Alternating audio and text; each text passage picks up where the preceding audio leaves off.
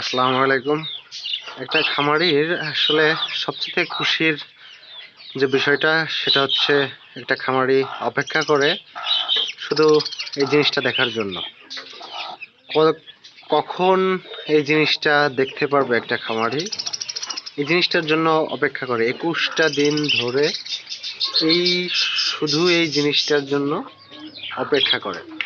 দেখুন আলহামদুলিল্লাহ, আমাদের যে শীতে যে মুরগিটা আমরা ডিমে বসিয়েছিলাম, আমাদের সেই মুরগিটার বাচ্চা ফুটে বের হয়েছে আজকে।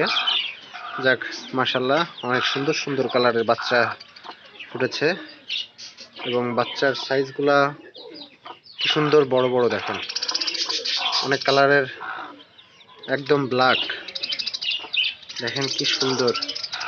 তো আজকে থেকে আমরা এর যে ব্রুডিং করব সেটা শুরু হবে আজকে থেকে।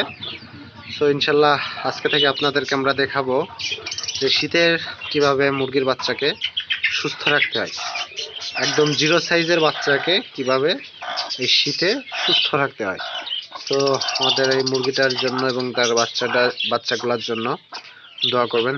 দেখুন কি সুন্দর কালার এবং গ্রোথটা দেখেন, বাচ্চাটার সাইজটা কত বড়। যেহেতু আপনাদেরকে গত ভিডিও বলেছিলাম যে বড় ডিম দিলে অবশ্যই বড় বড় বাচ্চা হবে, তো এইটা হচ্ছে তার প্রমাণ।